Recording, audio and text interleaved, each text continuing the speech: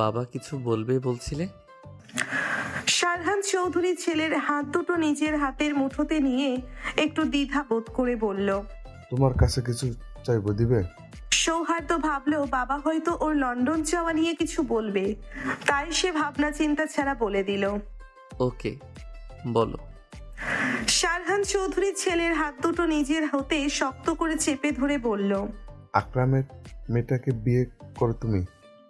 বলেই ছেলের দিকে আকুতি ভরা দৃষ্টি নিয়ে তাকালো। সৌহার্দ্য যেন টুপ করে আকাশ থেকে পড়ল। বাবার কথাই অবাক দৃষ্টিতে বাবার দিকে তাকিয়ে বলল, তোমার মাথা খারাপ বাবা? কি বলছো এসব? ওই ট্যাবলেটকে কিছুতেই আমি বিয়ে করতে পারবো না। আর আমাদের বয়সের ব্যবধান দেখেছো? আমি 26+ অলরেডি, আর ওটা অসম্ভব। শারহান চৌধুরী একটু অসহায় কণ্ঠে বলল, ও কিন্তু খুব ছোট না, 15 বছর চলে। তোমার মা আমার থেকে 8 বছরের ছোট ছিল। এখানে আমি কোনো সমস্যা দেখছি না। সৌহার্দ্য চোখে মুখে একরাশ বিরক্তি টেনে বলল, সে যাই হোক, আমি নিজের বাচ্চা পালার বয়সে পরের বাচ্চা পালতে পারবো না। তার থেকে বড় কথা, আমি এই মুহূর্তে বিয়ে করতে চাচ্ছি না। কিন্তু শেষ পর্যন্ত সৌহার্দ্য বাবার অসুস্থতার কাছে হার মানল। ছেলেকে রাজি না করাতে পেরে তিনি অসুস্থ হয়ে পড়ে। এমনিতে ওনার হার্টের সমস্যা ছিল। সেদিন রাত 12টায় কাজী ডেকে বিয়ে পড়ানো হয় তাদের। তখন বাবার প্রতি রাগ অভিমানে সৌহার্দ্য কবুল বলেই বাড়ি থেকে বের হয়ে যায়। এরপর সুজনের বাসায় 2 মাস থেকে সেখান থেকে সোজা লন্ডন পাড়ি জমায়। ফেলে রেখে যায় তার নববিবাহিত কিশোরী বধূ, যে এখন তার কাছে অপরিচিতা অর্ধাঙ্গিনী। বর্তমানে রিদির ফ্রেশ হতে অনেকটা দেরি হয়ে গেছে। রান্নাঘরের সাথী একা সব সামলাতে পারছে কিনা সেই চিন্তায় তাড়াহুড়ো করে ঘর থেকে বের হয়ে রান্নাঘরে যেতে মেইন দরজায় কাউকে দেখে থমকে দাঁড়ায়। দরজার সামনে দাঁড়িয়ে সৌহার্দ্য, এক হাতে ফোন। সে কারোর সাথে নিবিষ্ট মনে কথা বলছে, কিন্তু তার অন্য হাতটি ধরে দাঁড়িয়ে আছে এক তরুণী, যার মুখে অনাবিল হাসি। মেয়েটির বয়স হৃদির চেয়ে খুব বেশি হবে না, বরং কম হবে। অসম্ভব মায়াবী আর সুন্দরী। দেখে বোঝার উপায় নেই তারা কি কথা বলছে। তবে সৌহার্দ্যের চোখে মুখে যে প্রশ্রয় আর নজর, তা দেখে হৃদির মনে হলো মুহূর্তেই যেন তার চারপাশের বাতাস ভারী হয়ে এলো। এতদিন আর যাই হোক অপরিচিত হলেও সে ছিল। আজ অন্য কাউকে তার স্বামীর পাশে এভাবে দেখে হৃদির পৃথিবীটা যেন বিষিয়ে উঠল। বুকের ভেতরটা তীব্র অভিমানে দুমড়ে মুচড়ে যাচ্ছে। সে নিজেকে শান্ত করার ভাষা খুঁজে পাচ্ছে না। এক মুহূর্তের জন্য মনে হলো দম বন্ধ হয়ে আসবে। হৃদি আর এক মুহূর্তও সেখানে দাঁড়িয়ে রইল না। কোনো মতে নিজেকে সামলে দ্রুত পায়ে রান্নাঘরের দিকে চলে গেল। এদিকে সৌহার্দ্যের ফোনের কথা শেষ হতেই মেয়েটি অভিমানী কণ্ঠে বলে উঠল, কেমন আছো ব্রো? লন্ডন থেকে ফিরে একবারও কি আমার খোঁজ নেওয়ার সময় হলো না? কথাগুলো বলে সে গাল ফুলিয়ে জেদ ধরল। রিভা, সৌহার্দ্যের খালাতো বোন, যাকে সে নিজের রক্তের সম্পর্কের বোনের মতোই চোখে হারায়, আগলে রাখে। তার দাদা নানা 2 বংশ মিলে একটা মাত্র মেয়ে বলে কথা। সৌহার্দ্য একটা দীর্ঘশ্বাস ফেলে রিভার গাল টেনে দিয়ে আদুরে গলায় বলল, লক্ষ্মী বোন আমার, আসলে খুব ব্যস্ত ছিলাম। প্রমিস করছি এমনটা আর হবে না। কথাটা বলেই সে রিভার এলোমেলো চুলগুলো আলতো হাতে ঠিক করে দিয়ে উপরে যাওয়ার জন্য পা বাড়াতে তার নজর আটকে গেল ডাইনিং টেবিলের দিকে। সেখানে রিদি দাঁড়িয়ে আছে, হাতে একটা ধারালো ছুরি, সামনে ফলের ঝুড়ি। রিদির ভঙ্গিটা বেশ অদ্ভুত। সৌহার্দ্য ভ্রুকুচকে কিছুটা ধমকের সুরে বলল, ইউদের ব্যাটারি, ওটা ওভাবে ধরছো কেন? হাত কেটে যাবে তো, রাখো ওটা। কিন্তু রিদি যেন তার কথা শুনতেই পেল না। রাগে আর অভিমানে তার হাত কাঁপছিল। সেই কম্পমান হাতে এসে এলোপাতারি ফল কাটতে শুরু করলো। তার মনের ভেতর তখন আগ্নেয়গিরি বইছে। দাঁতে দাঁত চেপে সে বিড়বিড় করে উঠল, হারামজাদা অসভ্য ডাক্তার, তোর বউ ছাড়া দুনিয়ার সবার খেয়াল রাখা লাগে, হ্যাঁ তাই না? জাহান্নামে তো তুই যাবি, লুচ্চা বেটা মানুষ। সৌহার্দ্য রিদির এই অবাধ্যতা দেখে প্রচন্ড বিরক্ত হলো। রাগটা কোনো মতে চেপে সে সিঁড়ির দিকে পা বাড়াবে। ঠিক তখনই তার কানে এলো একটা আর্তনাদ। সেই শব্দে সৌহার্দ্যের পায়ে গতি থমকে গেল। তড়িঘড়ি করে পেছনে ফিরতেই তার চোখের সামনে ভেসে উঠল এক বিভীষিকাময় দৃশ্য। হৃদির হাত ফসকে ছুরিটা পড়ে গেছে, আর তার আঙ্গুল ছিঁড়ে তাজা রক্ত তরতর করে গড়িয়ে পড়ছে মেঝেতে। দেখে বোঝা যাচ্ছে বেশ খানিকটা কেটে গেছে। সৌহার্দ্য রাগে বিরক্তিতে চোখ মুখ খিঁচিয়ে নিল। সৌহার্দ্য আর এক মুহূর্ত দেরি করলো না, এক পা এগিয়ে হৃদির কাপা হাতটা নিজের মুঠোয় নিয়ে নেয়। কাটা জায়গাটা চেপে ধরে দাঁতে দাঁত চেপে হিসিয়ে করে বলল, স্টুপিড, না ধরতে বলেছিলাম না ওটা? আমার কথা কানে যায় না তোমার? রাগে ওর চোখ মুখ লাল। একরাশ বিরক্তি নিয়ে পেছনে ঘুরে রিভার দিকে তাকিয়ে বলল, হা করে দাঁড়িয়ে আছিস কেন? Bring the first aid box now. Riva কিছুই বুঝছে না, ঘোমটার আড়ালে রিদিকে চিনতেছেও না। আসার পর থেকে রিদির সাথে দেখাই হয়নি, তবু ভাইয়ের গলার ঝাঁজ শুনে আর দাঁড়ালো না। ছুট লাগালো ফার্স্ট এইড বক্সের খোঁজে। যাওয়ার মুখে সৌহার্দ্য ডেকে বলল, আমার রুমে আছে। বলেই হৃদির দিকে তাকাতেই রাগটা কেমন নিভে গেল। গলাটা অজান্তেই নরম হয়ে এলো, শান্ত কণ্ঠে বলল, খুব ব্যথা লাগছে? হৃদি উপরে নিচে মাথা নাড়ালো, যার মানে হ্যাঁ। সৌহার্দ্য হৃদিকে চেয়ারে বসিয়ে নিজে হাঁটু গেড়ে বসলো সামনে। এক পলক তাকিয়েই আবার সেই পুরনো বিরক্তির ঝাঁজ নিয়ে বলল, 1.5 হাতের একটা মেয়ে 3 হাত ঘোমটা টেনে হাঁটলে তো কাটবেই। স্টুপিড একটা।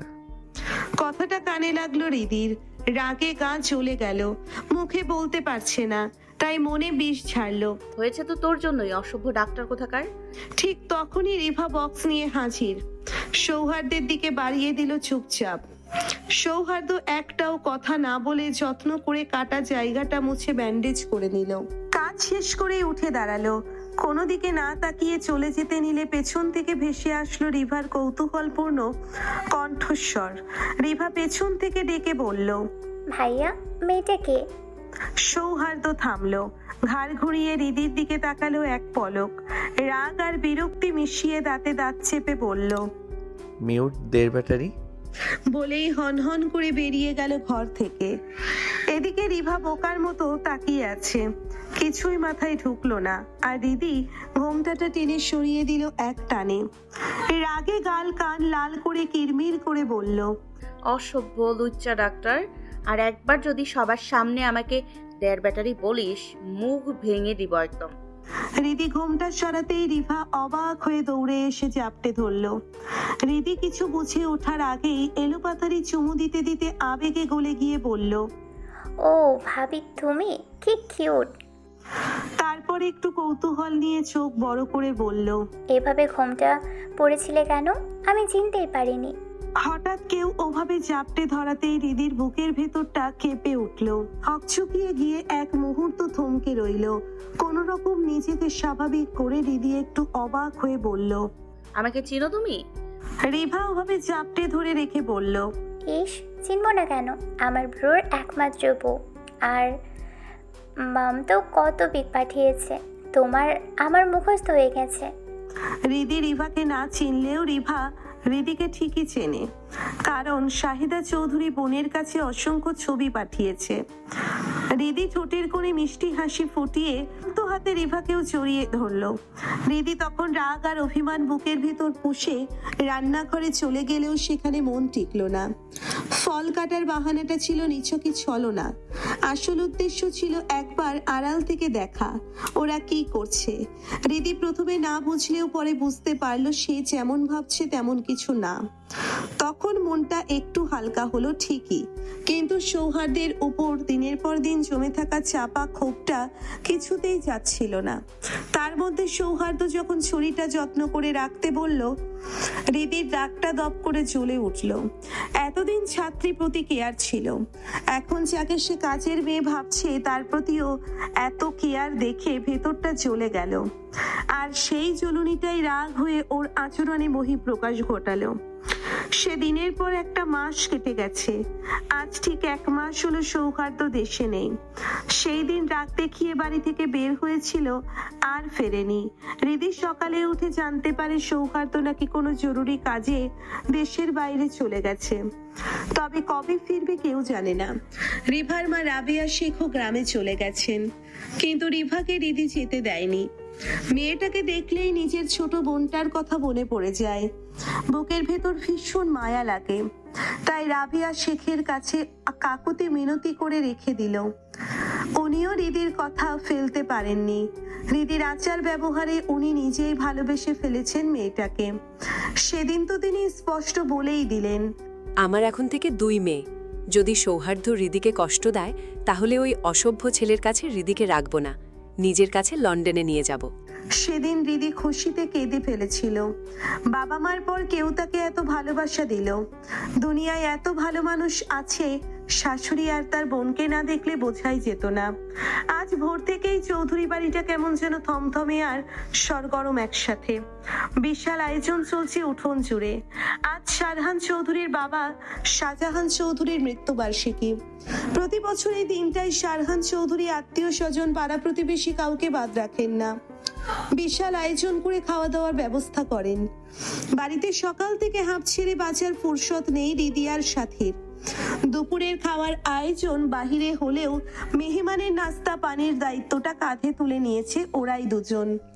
চায়ের কাপ, প্লেট, পিরিচ সব গোছাতে গোছাতে ঘেমে একাকার। আর কাজ না জানা রিভা ভাবিদের পিছু পিছু ঘুরে এটা ওটা এগিয়ে দিচ্ছে। নাস্তার ট্রে সাজাতে সাজাতে সাথী একবার হৃদির ক্লান্ত মুখের দিকে তাকালো। চোখের নিচে কালি মুখটা কেমন মলিন হয়ে আছে।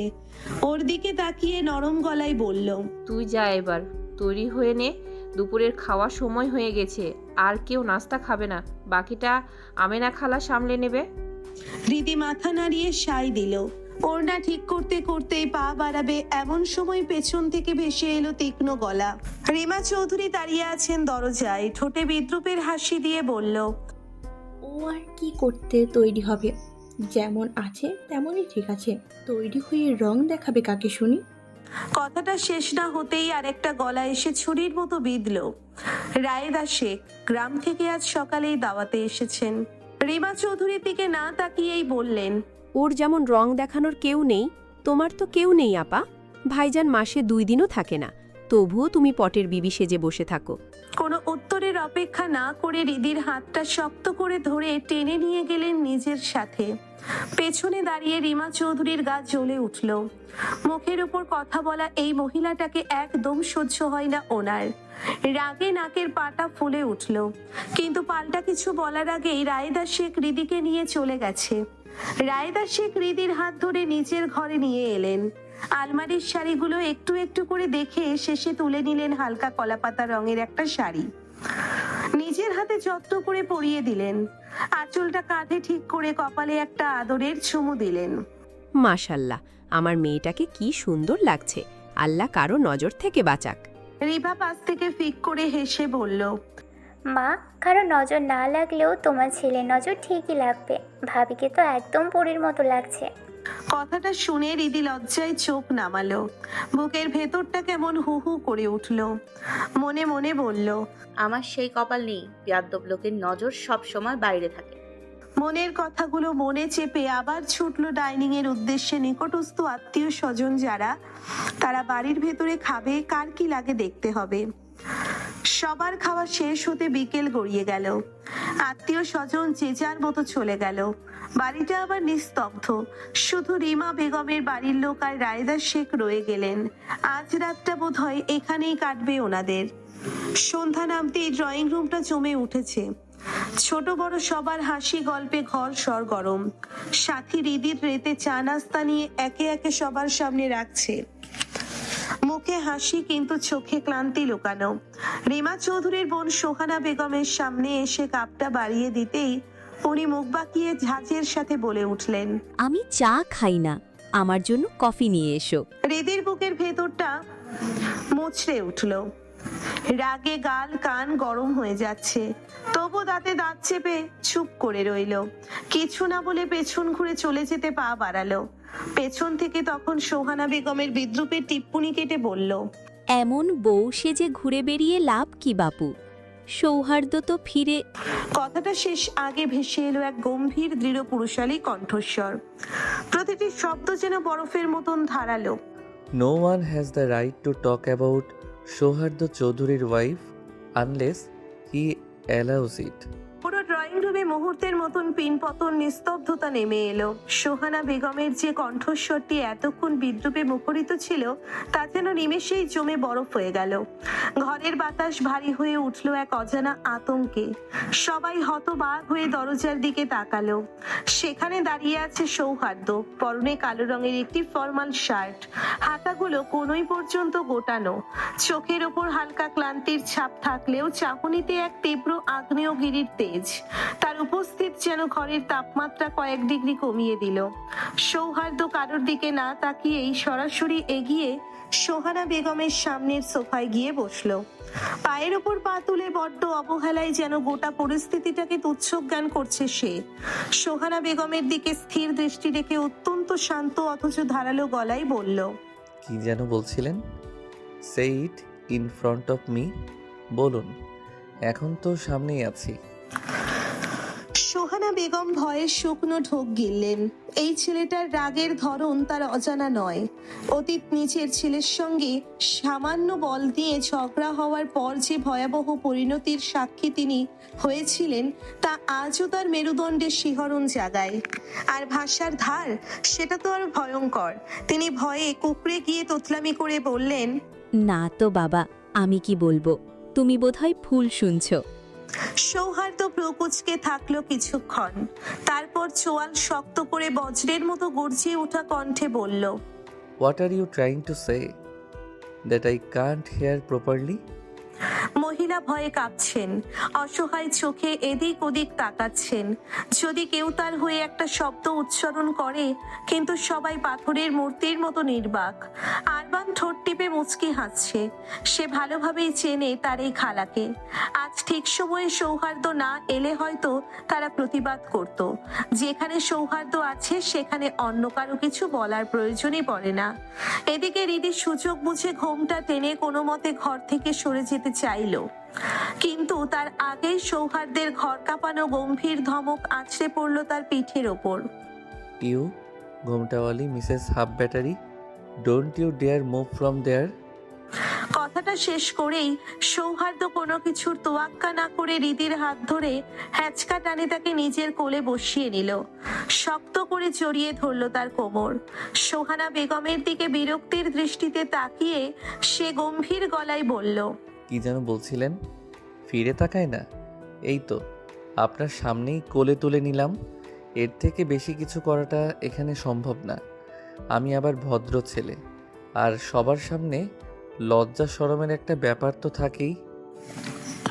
রীতি থরথর করে কাঁপছে, বুকের ভেতরটা তীব্র উত্তেজনায় ধুকপুক করছে। ড্রয়িং রুমের বাকিদের অবস্থা তখন নাজেহাল। এমন বেপরোয়া আচরণ তারা কল্পনাও করতে পারেনি। শারহান চৌধুরী লজ্জায় মাথা নিচু করে রইলেন। বাকিদের অবস্থাও একই রকম। হৃদির কান্না লজ্জায় টকটকে লাল হয়ে উঠেছে। সে নামার জন্য ছটফট করছে। সৌহার্দ্য বিরক্তির স্বরে ধমকে বলল, ইউ দের ব্যাটারি, মৃগী রোগীর মতো করছো কেন? জীবনে প্রথম স্বামীর কোলে উঠছো, একটু ফিল করো। ছেলের এমন নির্লজ্জ কথা শুনে শারহান চৌধুরী খুব খুব করে কেশে উঠলেন, আর শাহিদা চৌধুরী কোনো রকমে সেখান থেকে সরে পড়লেন।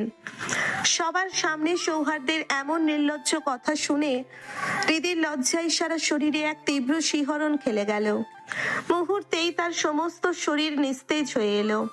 লজ্জায় মেয়েটার অবস্থা তখন যেন নাজেহাল। নিজের ভেতর জমে ওঠা তীব্র লজ্জা আর রাগে হৃদির ছটফটানি ক্রমশই বেড়েই চলছিল।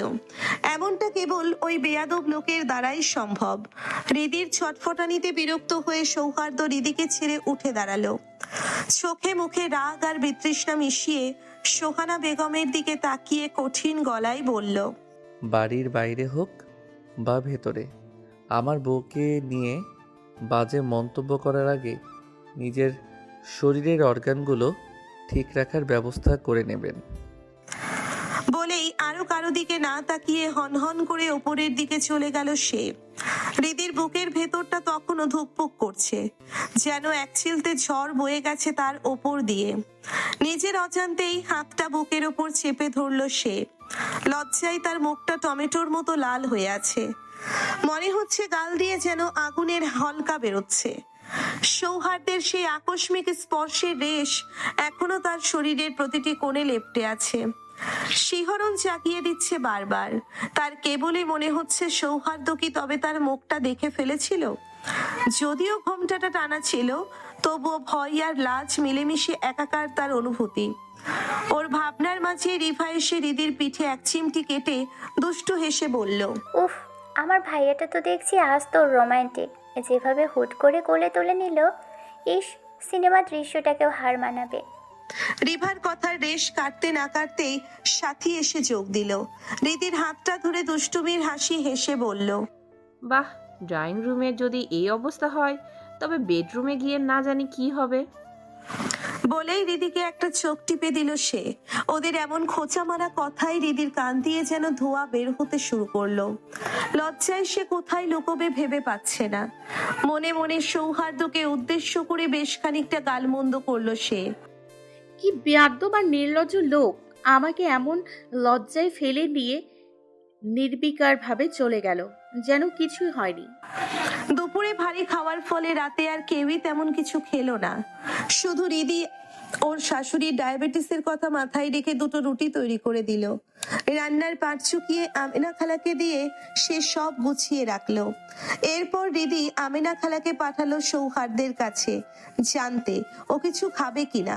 কিন্তু আমেনা খালা ফিরে এসে যখন জানালো সৌহার্দ্য কোনো উত্তর না দিয়ে উল্টে তাচ্ছিল্যের সুরে বলেছে, ওই 1.5 ব্যাটারিকে পাঠান।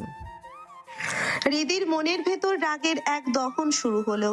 অভিমানে ক্ষোভে হৃদি তখন মনে মনে সৌহার্দ্যকে অকাথ্য ভাষায় গালিগালাজ করে কোনো মতে বিছানায় গা এলিয়ে দিল। ঘুম না এলেও কোনো রকম রাতটা পার করে দিল। প্রতিদিনের চেয়ে আজ একটু ভোরেই ঘুম ভেঙেছে হৃদির। বাড়িতে মেহমান এসেছে, কে যে কি খাবে তার তো ঠিক নেই। তাই হৃদি ঠিক করলো নানা রকমের নাস্তা বানাবে। রান্নার জোগাড় করতে করতেই সাথী এসে হাজির। দুইজন মিলে আমেনা খালার হাত ধরেই গরম গরম কয়েকটা আইটেম বানিয়ে ফেললো। নাস্তা বানানো শেষ করতে না করতেই সবাই একে একে টেবিলে এসে বসলো। আজ সবার সাথে সৌহার্দ্যও এসেছে। চুলগুলো এলোমেলো, চোখ দুটো লাল হয়ে আছে। সারা রাত ঘুমায়নি মনে হয়, দেখতেই কেমন অগোছালো লাগছে ওকে। হৃদি একটা প্লেট এগিয়ে দিতেই সৌহার্দ্য আর চোখে একবার তাকালো। হৃদির মাথায় পাতলা ঘোমটা, প্রতিদিনের মতো 10 হাত ঘোমটা না, তবুও মুখটা ঠিক মতো বোঝা যাচ্ছে না। সেটাই বোধহয় ওর পছন্দ হলো না। বিরক্তিতে নাক মুখ কুঁচকে নিল। অন্যদিকে শারহান চৌধুরীর মুডটা আজ বেশ ভালো, চোখে মুখে খুশির ঝিলিক। ছেলের দিকে তাকিয়ে তৃপ্তির হাসি হেসে বললেন, তোমার উপরে আমার বিশ্বাস ছিল, আমি জানতাম তুমি একদিন ওকে মেনে নেবে। আজ আমি ভীষণ খুশি তোমার উপর। সৌহার্দ্য বাবার কথা খুব মন দিয়ে শুনলো। তারপর ধীরে সুস্থে এক লোকমা খাবার মুখে দিয়ে চিবোতে চিবোতে শান্ত গলায় বলল, আমি ওটাকে মেনে নিয়েছি। তোমাকে কে বলল? কথাটা শুনে শারহান চৌধুরী একদম বোকা বনে গেলেন। কাল সবার সামনে বউকে নিয়ে যা কাণ্ড করলো দেখে তিনি ভেবেছিলেন সব ঠিক হয়ে গেছে। ছেলের কথাই রাগে ওনার গা কাঁপছে। বাকিরা অবশ্য এসবে অভ্যস্ত। ওরা জানে সৌহার্দ্যের মনের কথা বোঝা আর আকাশ পুড়ে মাটিতে ঢোকা একই কথা। রাগে চোয়াল শক্ত করে শারহান চৌধুরী বললেন, তাহলে কাল সবার সামনে ওই অসভ্যের মতো মেয়েটাকে কোলে তুলে নিলে কেন? সৌহার্দ্য ভ্রুকুচকে বাবার দিকে তাকালো। কয়েক সেকেন্ড চুপ থেকে তারপর খুব নরম ভদ্র গলায় জবাব দিল, ওকে দেন, সবার আড়ালে কোলে তুলে নেব। Are you happy? ছেলের কথা শুনে শারহান চৌধুরী স্তব্ধ। মুখে কিছু বলার ভাষা নেই। তিনি জানেন ওনার ছেলের মুখের ধার, কিন্তু এতটা নির্লজ্জ কথা বলবে সেটা ভাবতেও পারেননি।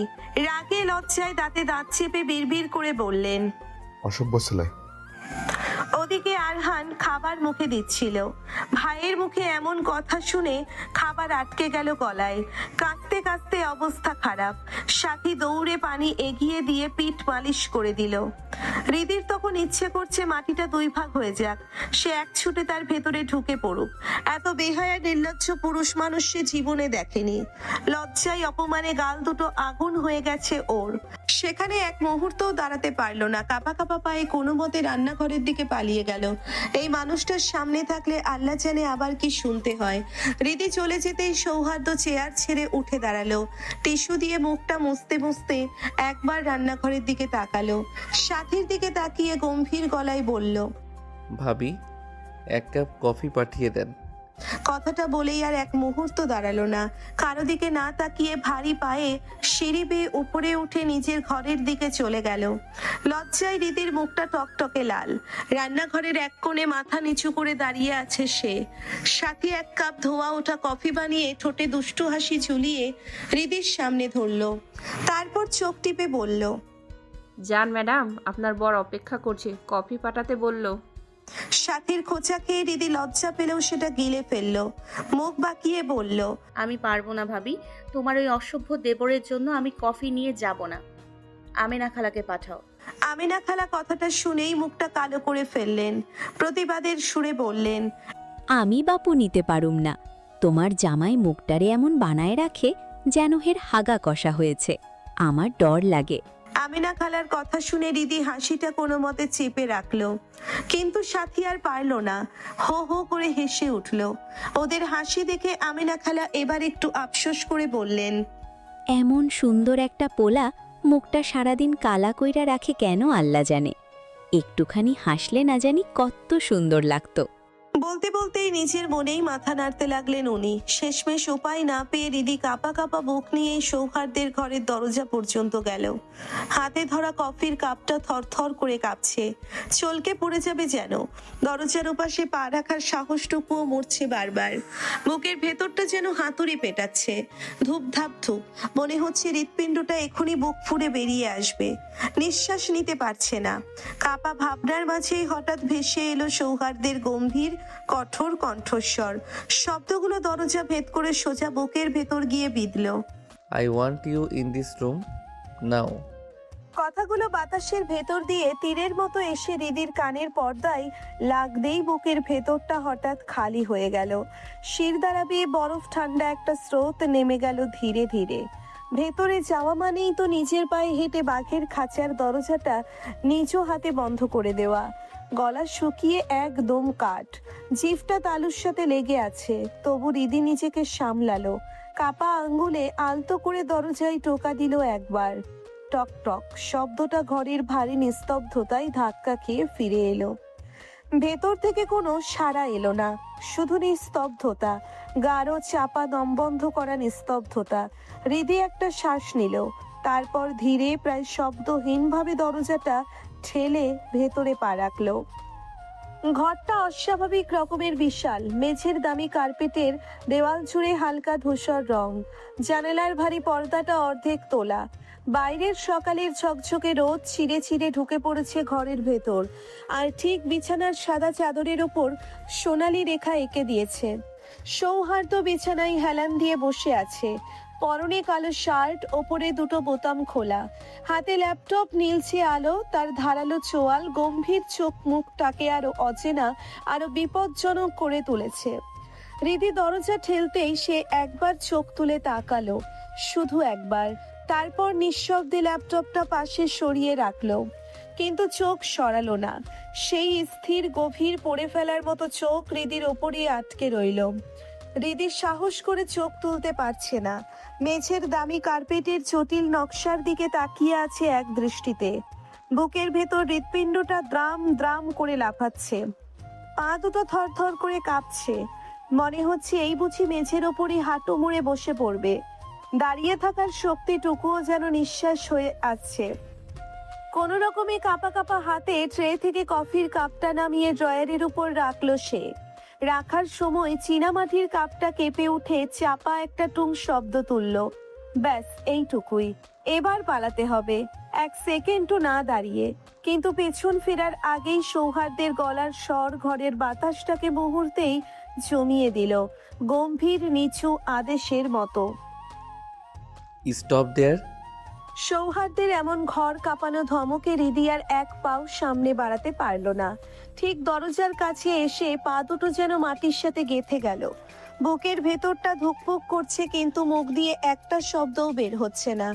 সৌহার্দ্য কফির কাপটা হাত বাড়িয়ে নিল, তারপর একদম নিজের মতো করে ধীরে সুস্থে চুমুক দিচ্ছে।